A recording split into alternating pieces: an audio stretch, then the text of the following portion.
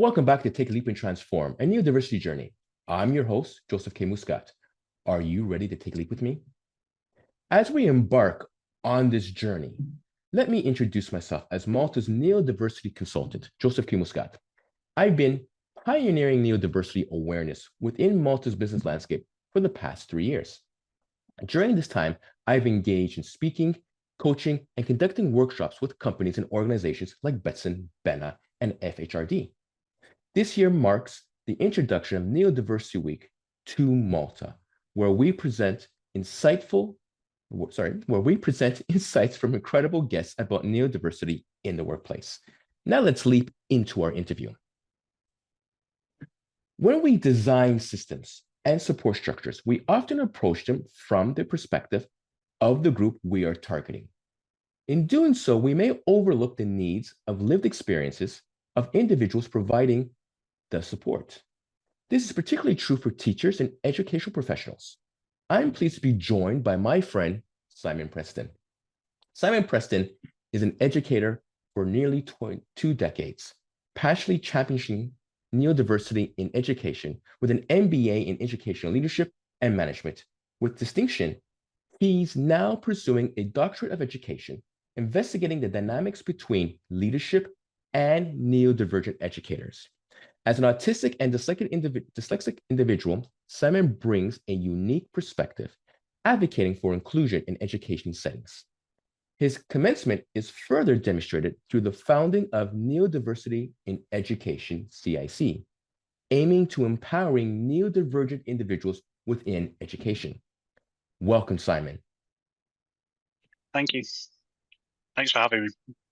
Well, thank you for joining us. And Simon, we have known each other for quite some time now, and connecting through your Embrace Neurodiversity Network, my podcast, and other initiatives.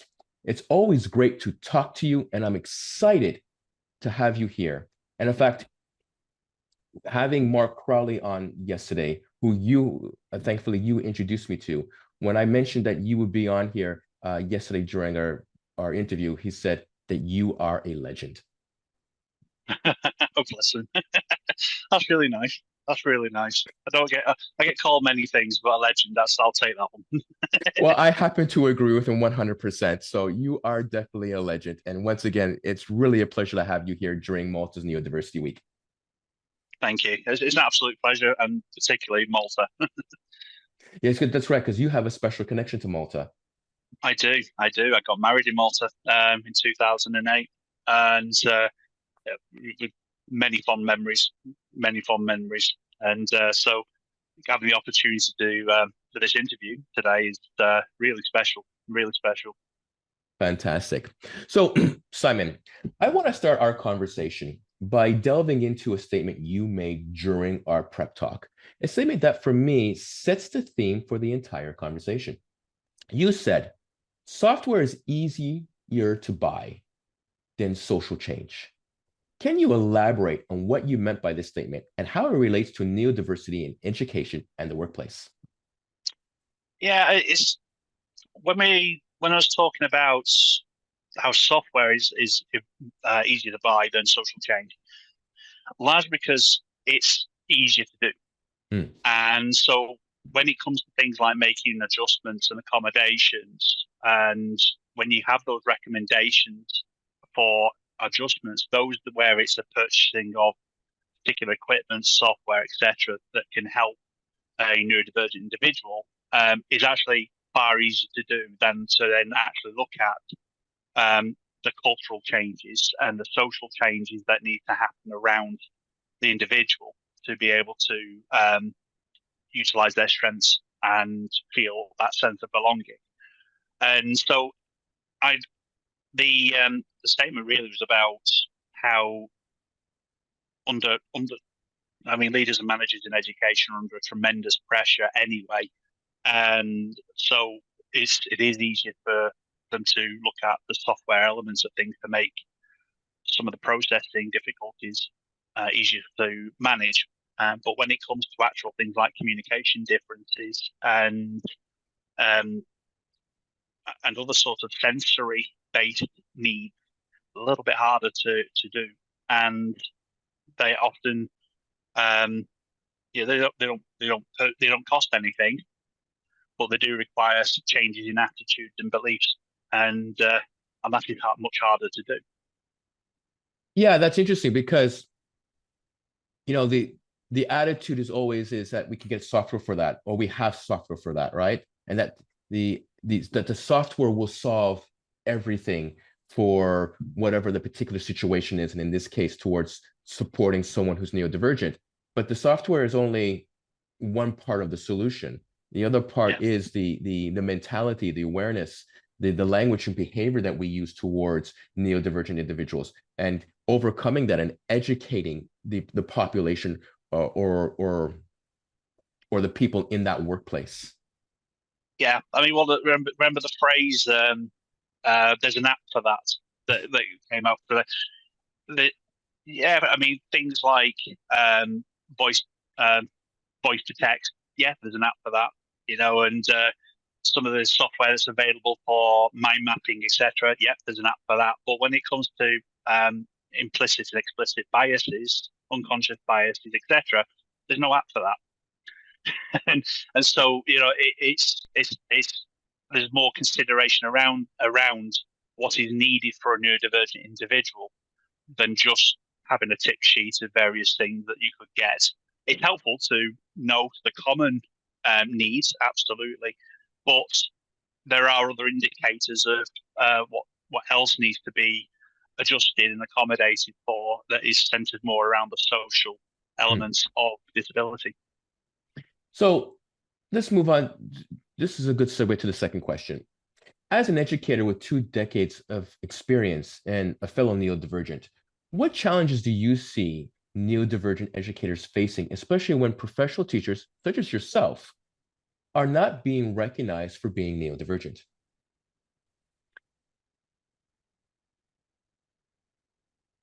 I think with one of the key things that I'm definitely discovering much more now is how in education, when it comes to talking about neurodiversity and inclusion, the discussions are always, nearly always, around children and young people, which is important, absolutely, because that's the bread and butter of what we do.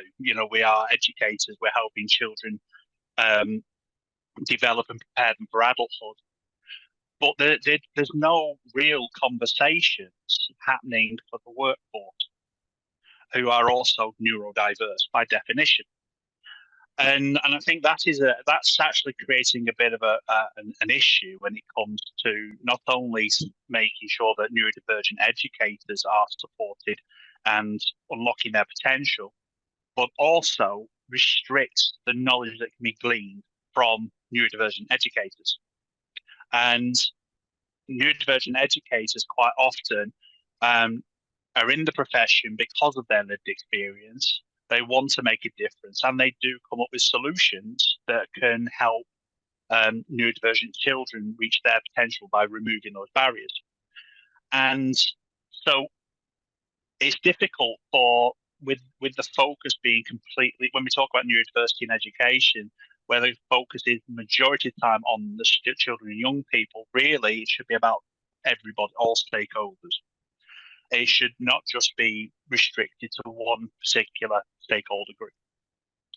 That way, everybody can learn and understand neurodiversity and develop strategies that can inform higher quality teaching and learning. So the barriers that neurodivergent teachers would face is that the adjustments and things that they tend to be more focused on integrating into the fixed educational workforce environment rather than looking at being inclusive, which is the focus for the children and young people. So an institute, an organization cannot really say that it's inclusive if it's integrating a neurodivergent teachers into a fixed, usually neurotypically designed environment. So it's kind of funny because as I'm listening to you, I'm thinking of the old phrase that experience eats theory for breakfast. And here's in a situation where we have individuals who have a lived experience, who've entered the education field to share that experience, to improve the lives of the main focus group, the main clientele, which is the children, yet their experience is being ignored. And at the same time, they're not being given the same equal opportunity for adjustments that is being demanded and asked for the children. Yes, and a typical example of that would be the would be professional development. And as teachers, we differentiate accordingly for our students to make sure that the barriers are removed and we're maximizing learning. And but when it comes to working with teachers, quite often CPD is quite generic, and it's quite a sort of one size fits all approaches to it. And really, should as when we're providing CPD, should be practicing what we're preaching, and learning about if leaders, managers, and CPD providers are understanding the better ways of delivering professional development by listening to neurodivergent educators, and so they can get that feedback coming back, then that can actually then lead towards teaching and learning more when it works with children. So leaders and managers can learn more deeply about how to support neurodivergent people and educators through working with their staff, seeing what works and what doesn't work, and then that can help them to apply what they learn to teaching and learning policies, etc. as well. And experience is really, lived experience is really crucial. And the definition of lived experience is about somebody who develops that knowledge and understanding that others who haven't gone through the same experiences can't. And an example from my own background would be what happened with my daughter.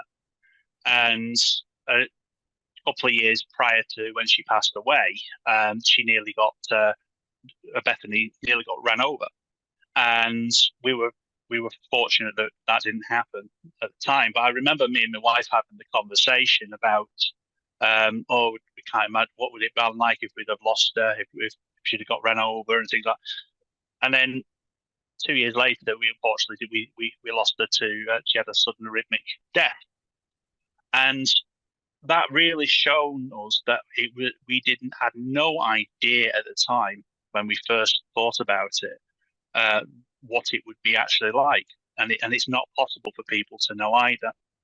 So one thing that taught me was how real lived experience is, and actually you can develop quite a bit of knowledge from that as well.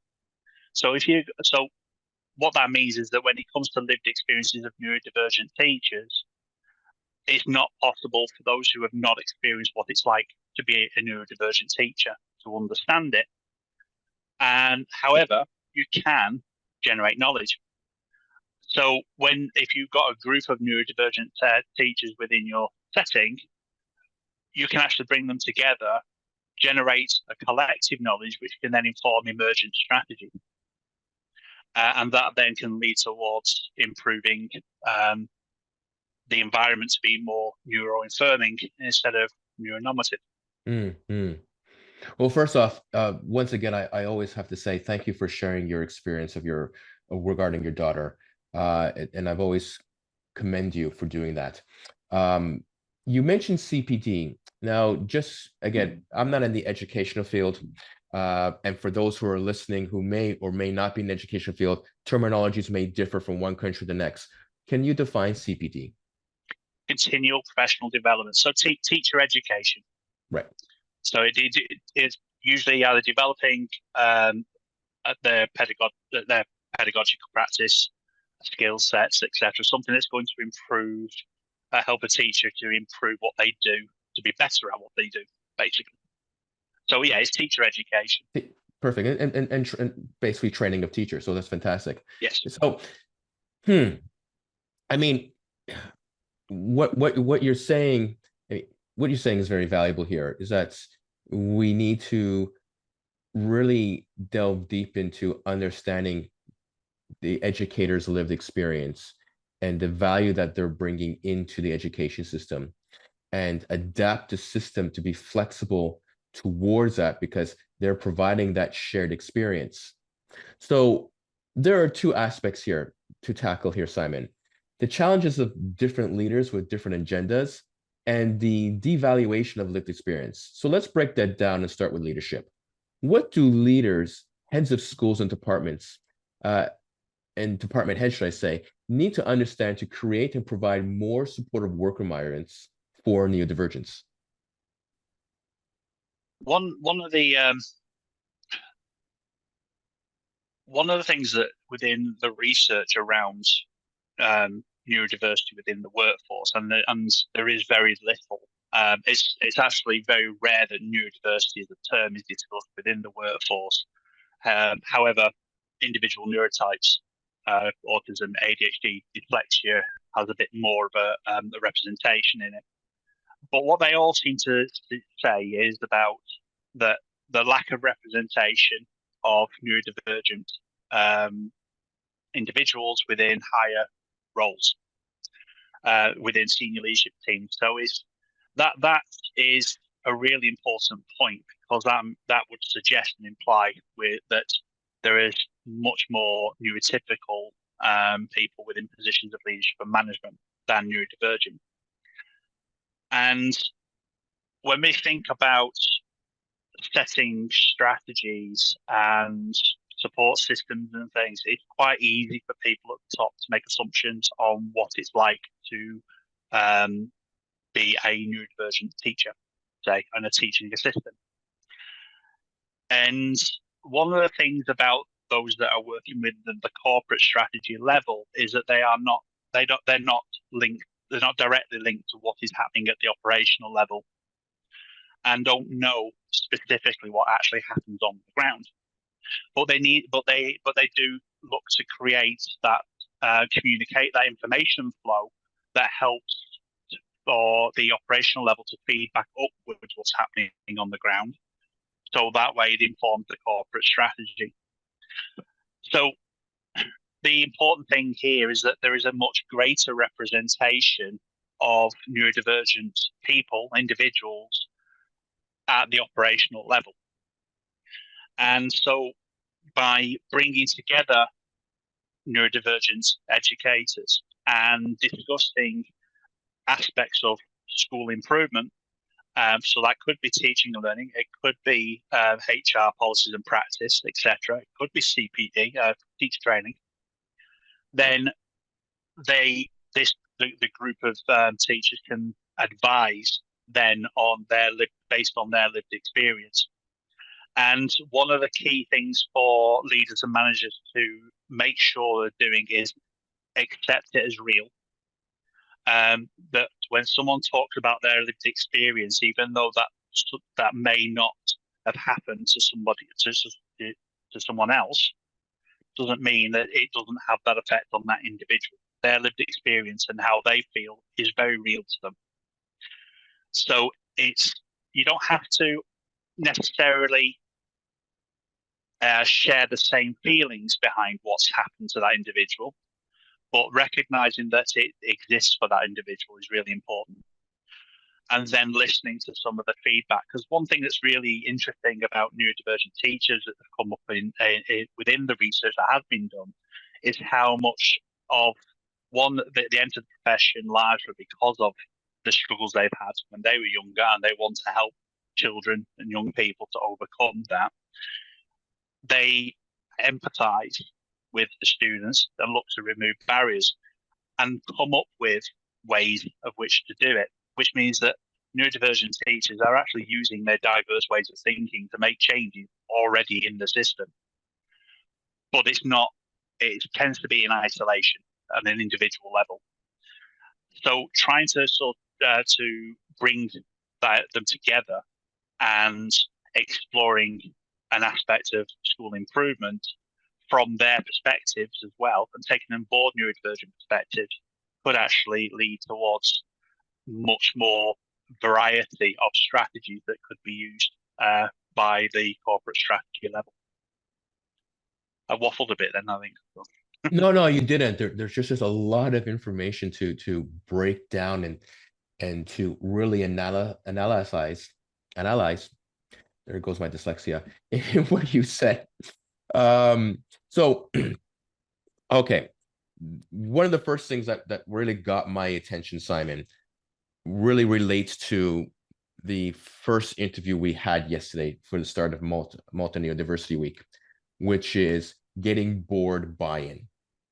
And obviously, one of the things that come out of that conversation, and it's not the first time we've heard this, regardless of what minority that we are talking about, in this case, obviously neurodivergency, is that we need to have that representation in leadership roles at the board level of a corporate or board level of a school board.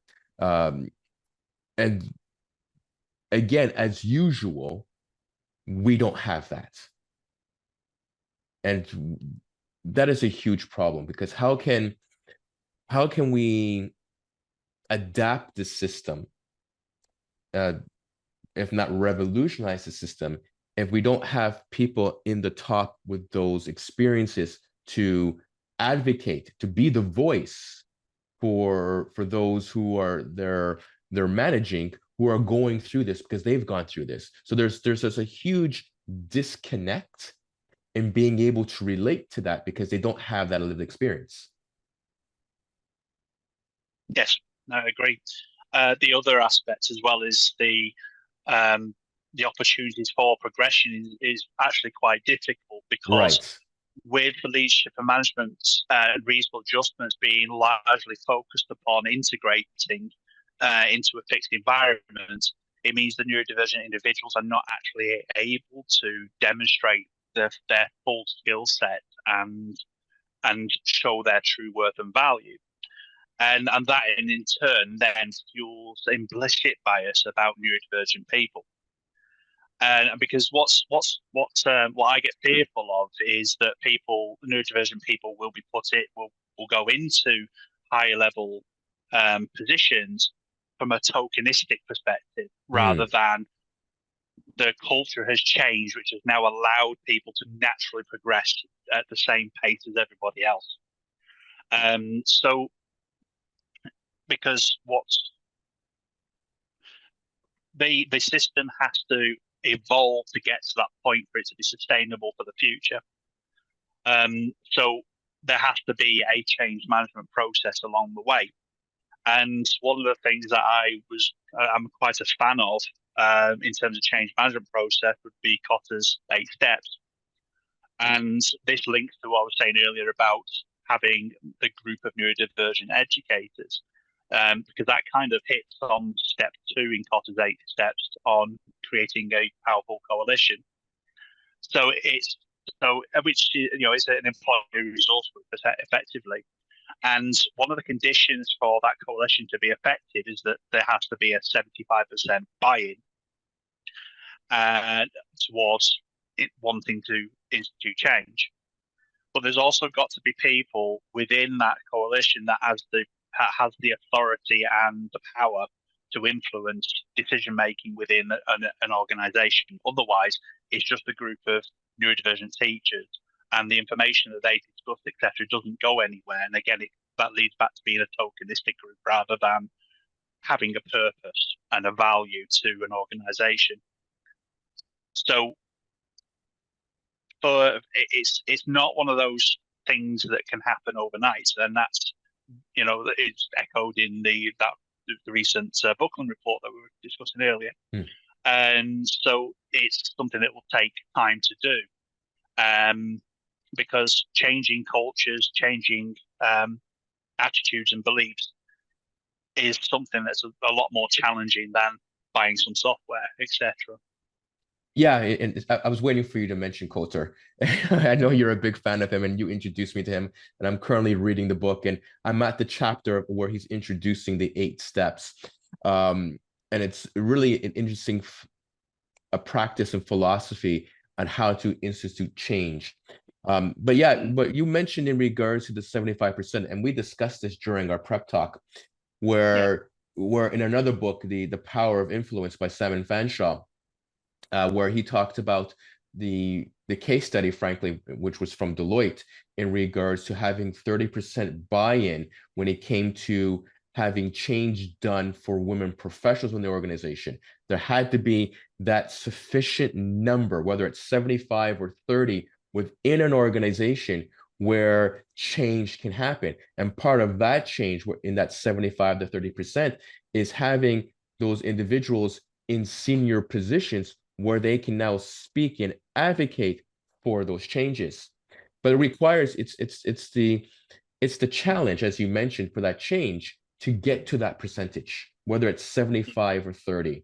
And again, as you know, from the research that's out there and from what we know from our own personal experience, career progression for neurodivergence is a very difficult mountain to climb, for us in regardless of what profession we're in. So trying to get that career progression where there's sufficient of 75 or 30% is greatly challenging.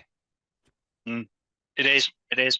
And I think this is why that guiding coalition is actually very effective, because when you've got a guiding coalition, and if you have 75% of that guiding coalition are neurodivergent educators with their own lived experiences and perceptions and ideas, that actually then, although not formally in a position of authority, actually allows them the access to it to try and influence change. And that's why it's really important that someone that's some part of that coalition has to be someone who believes in the change that is needed. And that's not too dissimilar to somebody believing in a product that they're selling. They've got to have some passion for it, passion for change, and can be an advocate on a neurodivergent educator's behalf when it comes to board meetings. So I think it's once the cultures have changed from being one of integration to one of inclusion, and shifting from neuronormative to neuroaffirming, then we'll hopefully start to see then that people will then start to rise, and representation on the senior level will start hitting more towards that 30%. But until the cultures and systems adapt to being inclusive and neuroaffirming, it is going to be very challenging to get that level of representation. Yeah, because you mentioned something during our our prep talk, and you also mentioned it during the explanation that you've given, is that lived experience, knowledge, and skill set is happening in isolation with neurodivergence. And because of, is that a problem? I mean, you've really pictured what the problem is, but is that also a problem in relation to we're so focused in trying to integrate people rather than to focus on more of a social and holistic model? Yes, definitely. I mean, when it comes to things like, again, this comes back to, I mean, there's a lot more factors in play. I mean, leaders and managers in schools are under significant pressures, particularly head teachers. Head teachers are under enormous pressure. And what tends to happen when people are under pressure is that things like neurodiversity and things like that will go a bit further down on the priority list. And people can be forced into a survival mode rather than really thinking about making changes. And I think with the ever changing landscapes that happen in the macro environment outside of education, that has resulted in a fix of how the workforce works. And the focus has always been on the children, and because that's what we do. We are about that. But teachers who are coming in who are neurodivergent, they are drawing upon their lived experience. They're making adaptations to the way they teach to support children, to remove barriers, which are actually quite often very good for all children, not just neurodivergent children. And that's because largely they look at it from a social model perspective. They look at the removing barriers first. And when they're designing lessons, they're designing lessons that fit the students that are sat in front of them, rather than planning a generic lesson that tends to be more for the neurotypical, and then looking at bolt-on activities or bolt-on support mechanisms around it, which again is integrating children into a lesson rather than the lesson being inclusive. And so I think that that kind of knowledge can be really helpful. And the research that is out there has also made reference to how neurodivergent educators are actually well liked by the students generally, particularly neurodivergent students, because they become role models that they can achieve things, and also the extra care and the extra empathy that's there. And I think that when it comes to leadership management of teachers, the focus is much more about the status quo. So things like questions, I'm making a sweeping generalization on this next bit, is that, for example, adjusted working hours, which is quite regularly a recommended reasonable adjustment within the private sector in particular, so on. But in a school, some schools will deem it as unreasonable because teachers have to be in between this time and this time. And so it's little differences like this that I think is difficult for neurodivergent teachers, that they are utilizing their strength in their own classroom settings, but the way that they're managed is through integration and medical model thinking. So countering what the neurodivergent teacher finds difficult by some software. You see, so it's kind of they have to try and look at how they can improve a culture within an organization, which is largely based on their social model, and look at what the barriers are for neurodivergent educators to feel supported in what they do, which on a cultural level can benefit everybody. It's not just neurodivergent individuals. It would be great to be a day where a neurodivergent teacher can go into school and not feel reminded of being neurodivergent. Yeah, that would be nice in pretty much every workplace. So it's interesting because you talked about the leadership on the top, and not fully communicating and understanding what's happening below them. And we're seeing the same thing when we take a look at the examination of the integration and social model. And what's also interesting is the fact that I'm kind of reading, like you, I'm a ferocious reader. And I'm currently reading a book about executive function. And one of the things that keep popping up about that is in regards to teachers creating lesson plans without having executive function in mind to support neurodivergent children and their executive function challenges. And this is an interesting connection that you have made in taking that connection towards the lesson plan and towards how department heads and managers are looking how they're running their departments. They're having this plan in mind of how things need to get done and how things should be done without taking into account for the different types of people that are underneath them and how they think and work differently, and being flexible towards that approach. Yeah, but as I think a large amount of that is down to the general working conditions and expectations from the macro environment.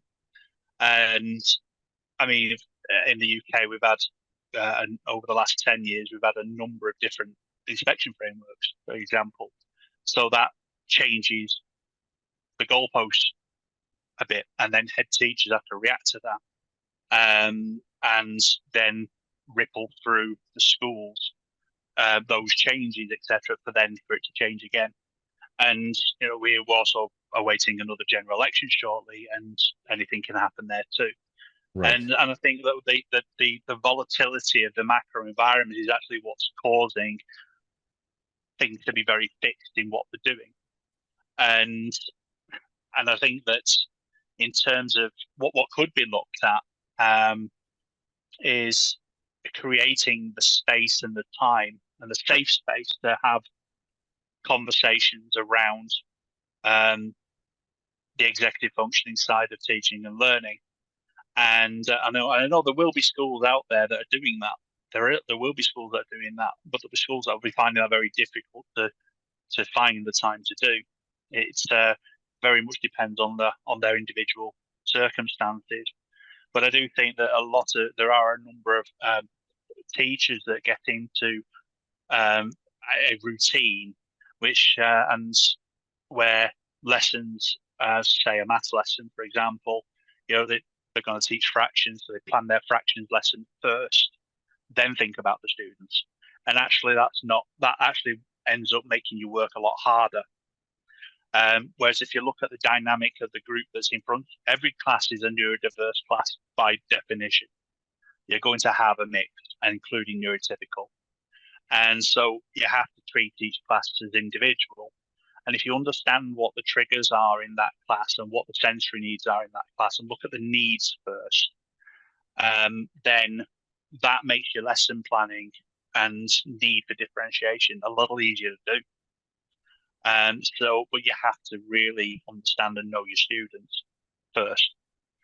Right. And the same thing could be said in regards to a department with a manager thinking about their employees first and then designing the workplace around their employees in regards to task and procedure, which is a very difficult thing to do in the workplace. But the logic, what you're presenting, makes equal sense in that environment as well. It's very much down to systems thinking. And thinking about the dynamics of people systems, because the classroom is a people system. It's children in the classroom, all individual, and and they interact with each other to create a classroom dynamic. It's the same thing when it comes to leading a department. If you're leading your department and you view your team as a system of people, each with their strengths and each with the challenges, you can then maybe actually move things around so that way the strengths of one person helps somebody with the challenges that they have, because it's more about the collective outcome rather than an individual one. And I think that this is another aspect I think that's worth looking into, is whether leaders and managers approach neurodiversity inclusion as in a systems thinking way or in a reductionist way.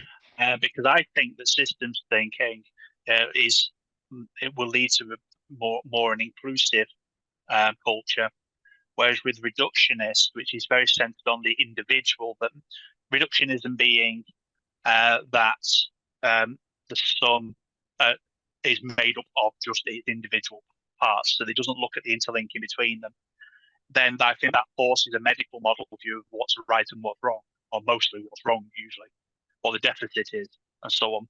And then that leads to fixing that, which is integration. And I think that if they start with systems thinking and viewing the people system that they've got and look at the interaction between them, and that can then inform things like a communication strategy and so on. Because how two people interact with each other, it can be different for another two people. So how we communicate with each other will be different to how I may communicate with my 3-year-old son, who is non-speaking, I should say pre-verbal. So it's looking at interactions between people. It helps to inform the kind of social model adjustments that need to take place. Whereas if we're just using reductionism and just looking at an individual and looking at what they find hard, and then I keep jesting about it, but buying software, you're not going to see necessarily the social difficulties that are around, like the sensory difficulties, etc. And most of the things like the communication differences, you're not necessarily going to see that, or if you do see that, it'll be more focused on the deficit side of things rather than two people. How do you get them to work together? Yeah, that's really interesting, and I think you've definitely hit it on the aspect of system thinking versus reduction thinking.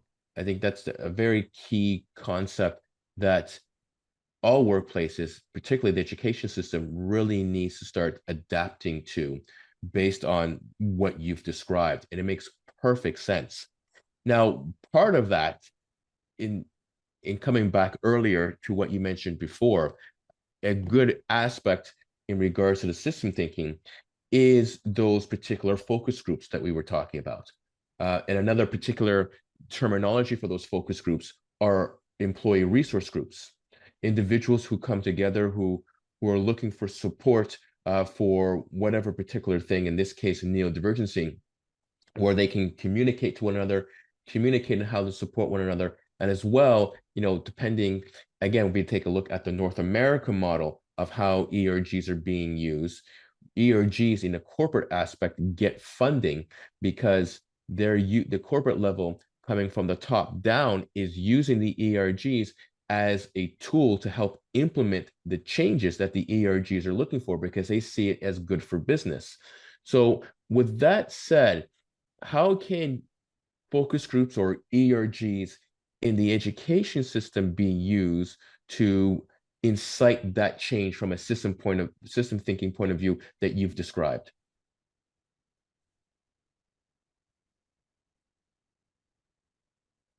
With ERGs, and we're saying about in the private sector that they get the funding, etc. It's very much an investment because they see the value of it. Like you said, they see it good for business in a sense. And for within the education setting, good for business usually means good for the students, good for the children and young people. Which yeah, absolutely, that's what we want to do. We want all the children to be able to develop into independent adults and lead a good quality of life. However, with the ERGs, to understand neurodivergent children, for them to have a good quality of life, there has to be understanding what life is like for them. And this is where the ERGs are, or guiding coalition, if we refer to Cotter and so on. This group is really informative because they themselves would have gone through very similar experiences as what the students have done, and probably as teachers and skilled and done the training of being a teacher as well, will come up with some ideas and solutions of how it could have been different. And getting that knowledge and reflection, getting that reflection out into that group. So trying to glean that knowledge can then inform the corporate strategy. So it's instead of because of the current position of not having the representation, then when you've got your corporate strategy that's coming down, then it's important then with a group of people you can develop those emergent strategies that can then be fed into the corporate strategy after.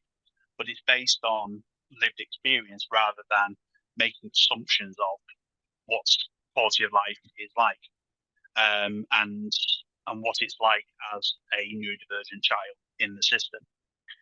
And what that should hopefully then start to do is creating those more inclusive cultures. Because one thing that I did read recently was how, which also indicates why it's important to really tap into the experience, was it was a research article about which was focused on autistic educators and autistic children.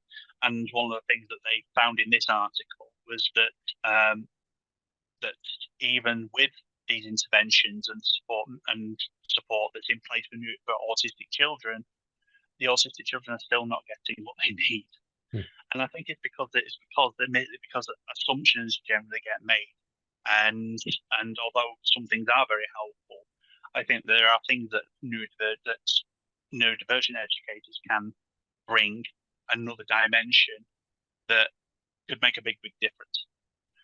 And then we may start to see a lot less of children not attending school because of the crippling anxiety and so on, which has become quite a problem since the pandemic. Yeah, it's interesting because it's interesting they mentioned that, and I'll come back to that in just a moment. But what I'm constantly hearing from you, Simon, is it's coming back to that lived experience. You're highlighting over and over and over again the importance of that lived experience. And you said it here quite lovely that when the focus is on children, and rightly so, and we need to focus on the aspect of what is life going to look like for them 5 years, 10 years, 20 years down the road.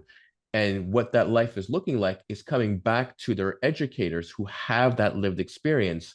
And we need to better tap into, as an education system, into those lived experiences and utilize that towards the school's benefit, and more importantly, towards the children's benefit. And with that said, I mean, when we talk about the lived experiences, there's two aspects here. One, yeah, let's tackle this one. One, how can we, is it through the focus groups? Is it through system thinking? Is it getting neurodivergence more into leadership roles? What is it going to take to get the decision makers in the education system or in that school to really realize and to tap into those lived experiences?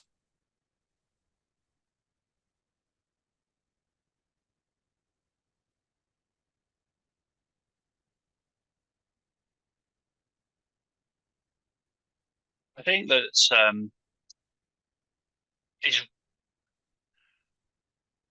it's actually creating the spaces for the discussions to actually take place, which is very, and I mean for senior leaders, for example, who are in a lot of neurodiversity research, senior leaders and particular line managers are crucial when it comes to inclusion and supporting neurodivergent people in employment.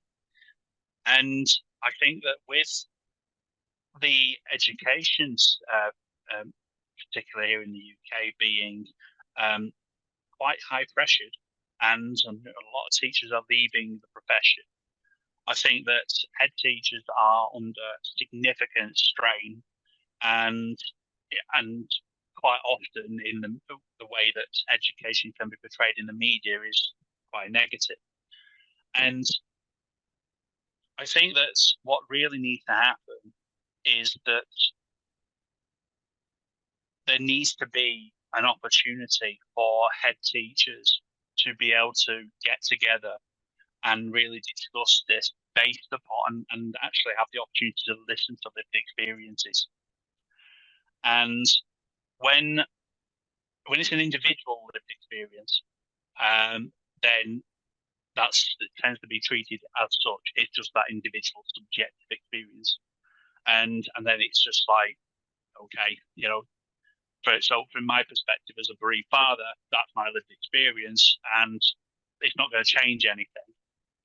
But when you've got a group of people who are all saying the same thing from their perspectives, they don't need to feel the same way in the sense, because that's not actually that's not possible, particularly when we start talking about the double empathy problem and so on. But they can listen to the experience and listen to recommendations and suggestions. But head teachers need to be able to get together and have the conversations with their peers, because head teachers generally would be considering things from a systems thinking perspective. They already have those skill sets. They just need the space in which to do so. So I think that's critical, is for head teachers to have that space. Yeah, that's the second time you've mentioned that, creating safe spaces to have these conversations. And again, that comes back to a common theme in regards to the neurodivergent community, is psychological safety. So when we take a look at creating safe spaces, psychological safety, this delves into this question here.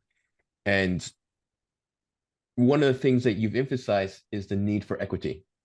We've touched upon it in various elements during our conversation, but equity can be a hot button word, particularly due to significant misunderstandings. Why is equity so important to being incorporated in the workplace for neurodivergent teachers? I think it's important that that the difference between what is equity and what is equality is really has to be understood. Because I think sort of there are times where they get treated as though they are the same thing, and they're not. So equality is everybody is having what they need to have the same starting point, whereas with equity, it's kind of everyone has equal opportunity of the outcome stage, and get and are given the support and the adjustments that they need in order to be able to achieve the same things as everybody else. And I think that's really that's the bit that's really important. And equity, when we talk about the achievement, everyone having equal achievements, we're talking about children outcomes and what they learn, how do they develop, and also how does the teacher develop their skills as well and continuously improve their practice. Because teachers, there's no lack of aspirations to develop things and do everything we possibly can for the children and young people. And that's something that's a real big positive about teachers and educators is their drive to want to do the best they can for the children that they have in front of them. But they do need those additional support mechanisms to make sure that they can. So things like, if it's adjusted working hours, they should be able to have that, really. Most teachers work a lot longer anyway than their contracted hours anyway. But I think that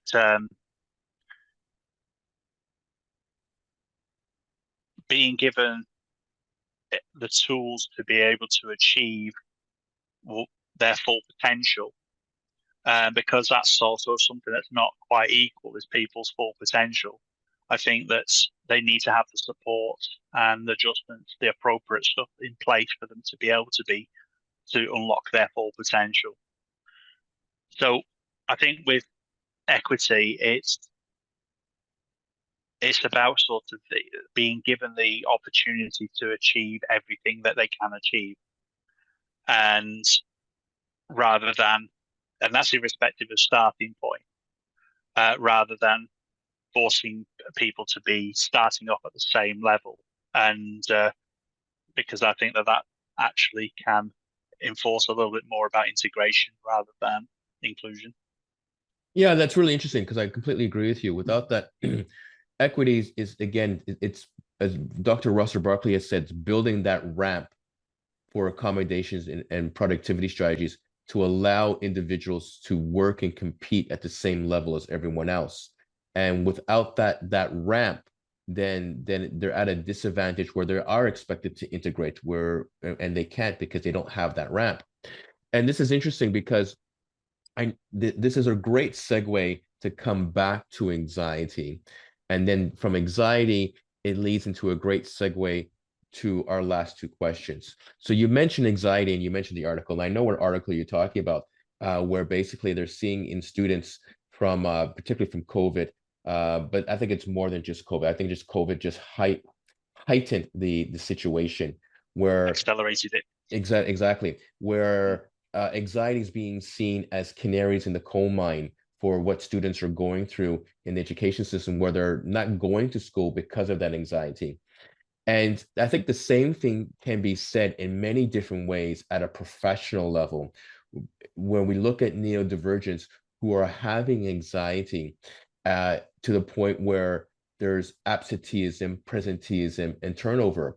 And this particularly relates to the turnover aspect because and the absenteeism aspect, because you had said something during our prep talk, which you said two things that have stuck with me. The first thing you said to me was either you exit the field or the field ejects you. That's really stuck with me. And then you said that there is a UK site entitled How to Leave the Teaching Profession. So these are two particular things that are occurring related to anxiety, related to teaching professionals who have lived experiences, who are not being allowed to present their lived experiences because there's this expected integration, this lack of conversation, this lack of support. So now we're entering this aspect of either you eject the field, the field, or the field ejects you. And now we have a site where teachers are being taught how to leave the education system. Can you elaborate further on this? Yeah, I mean the site bit was actually, I think it was a social media group, and on Facebook, and it was sort of leaving. It was Leaving Teachers UK or something, and there are always people on there offering um, sort of ways out, etc.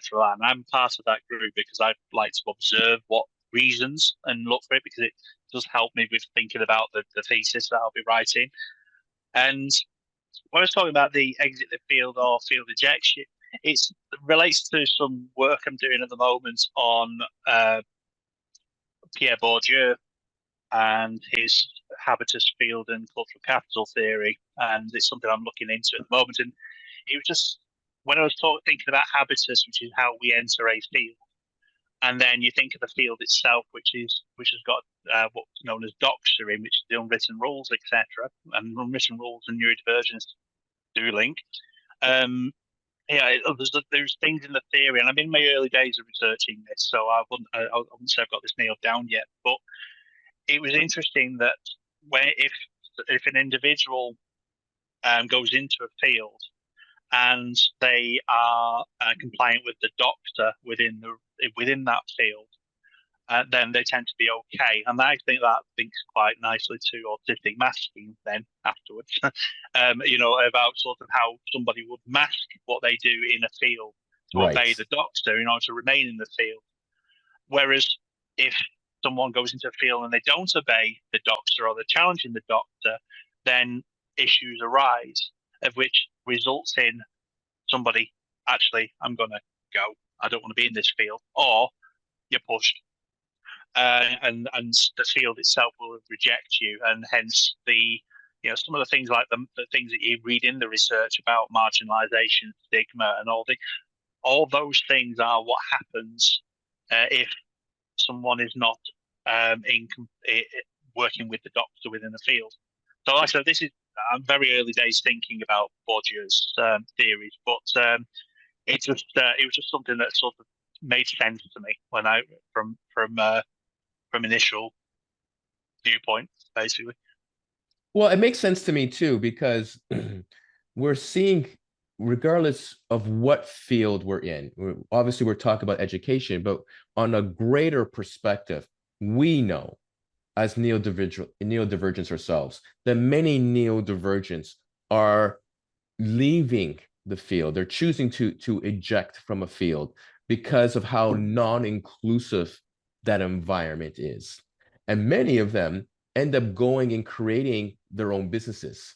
And they create their businesses around their strengths and create support support systems for their challenges. And ironically, from our discussion, many of the teachers that you've mentioned who are leaving, from what you're seeing and from what you observed, and for all I know, from who you may know, they're leaving and they're creating their own businesses where they're basically becoming tutors or tutor businesses to support. Many of them are neurodivergent, and to support other neurodivergent students. And again, they've built their business where they're focused on their strengths and supporting the challenges and giving those lived experiences to the children who they most likely were teaching at a school before, but now teaching privately.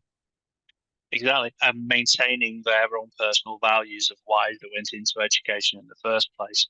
And so, I mean, it would be a really interesting study to find out how the actual proportions of educators that are leaving the profession and neurodivergent.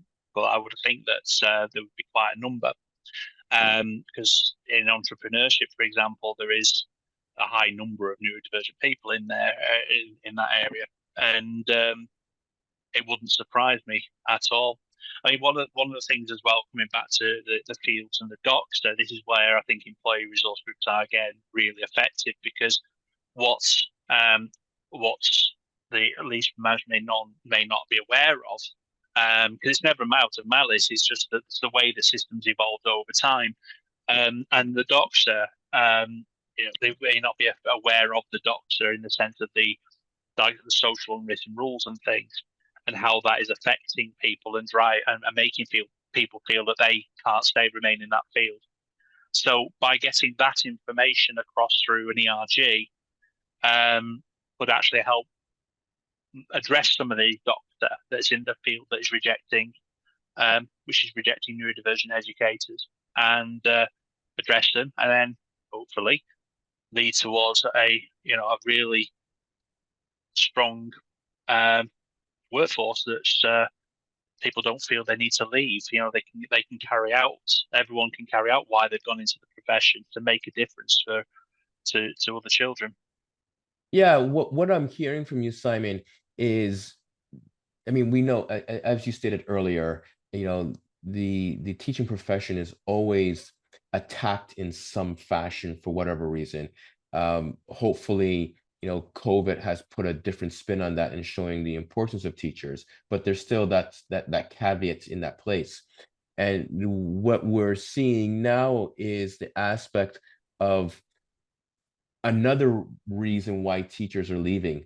I mean, we're seeing, I mean, overall, we're seeing a huge, there's no other way of putting it, a brain drain of highly educated professionals leaving the educational field for one reason or another. And now here's another highlighted reason, which again, where they're being marginalized, and a minority aspect of it is for their neurodivergency.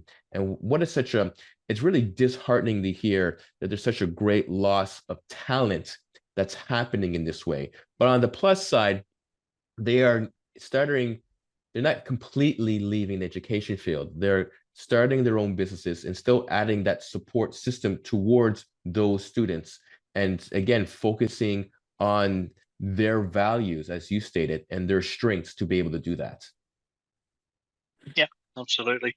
Absolutely. And this is the real important thing that I do try myself to avoid doing, is the whole sort of bashing of the workforce for the things that are going on within the system itself. Like I've mentioning throughout about the pressures that schools are under. The workforce are under tremendous pressure, but I also think that the way that the complete imbalance in the research being much more towards children and young people than it is from the workforce has led to a sort of almost trying to think of the word, implying that the workforce is neurotypical. And so when you see some of these things that are coming out from research, teachers need to do this, teachers need to do this, schools need to do this, schools, and then in particular if it's coming from a parent community as well, who vocalize the some of the negative experiences they may have as well, it can be really disheartening. And especially if you're a neurodivergent teacher, if you're on the direct receiving end of comments and things like that, and especially when neurodivergent teachers actually do have the knowledge from their lived experiences that could be harnessed to make things better from within the system itself. So it's if schools can find the time and delve into the lived experiences of their neurodivergent staff, maybe even do some action research within their schools, which is a good professional development method. They can improve the system from within, and there's a lot of potential there, not just for the neurodivergent educators, but the children and young people going out and doing some amazing things with their lives. That would be incredible. That would be incredible. That's absolutely amazing. So just to sum up here from our amazing conversation, what you're overall saying is, and just to highlight the particular points, is that we need to tap into those lived experience, and we need to find more avenues as much as possible to tap into those lived experiences. And then by tapping into those lived experiences, we can hopefully increase the career progression where we get neurodivergence into leadership positions to be able to speak out more and advocate more for neurodivergent teachers within the organizations to support their the students overall. We're looking at system thinking as a better approach than reduction thinking. And we're also looking at creating safe spaces where department heads feel safe enough to have these conversations, and to particularly have the conversations with individuals who they know, who they work with, who are neurodivergent, to get that lived experiences. And that, I think, will be the overall summary of what we've discussed here. Yep, I agree. I think with to really move the system forward, to be neuroaffirming for the whole, all stakeholders within that field. I think that is really worth considering how neurodivergent teachers are led and managed, definitely, and look at it from, you said, the systems thinking perspective. So you can look at how people interact with one another and see people as people systems, and really sort of explore then. It can enhance that line manager relationship as well, because then it becomes more about interactions between people where the social model really does sit. And yeah, I think that would be a really good way of developing that system further forward. And then that will eventually feed through that lived experience that can then be embraced and improve things for the children as well. Most definitely. Well, Simon, it's always an incredible pleasure to speak with you. And I will once again concur with Mark. You are a legend, without a doubt. You bring such amazing insight to the conversation. And I want to thank you for agreeing to participate in Neurodiversity Week Malta. Well, ladies and gentlemen, I hope you enjoyed today's segment and have walked away with a greater understanding of how to support neurodivergent teachers and utilize their lived experience, even in other types of workplaces. Join us tomorrow at 12 p.m. as I'm joined by Adina Maria Vela and Natalie Lewis to chat about unlocking potentiality, neurodiversity's best practice for HR professionals. Till next time, take a leap and transform.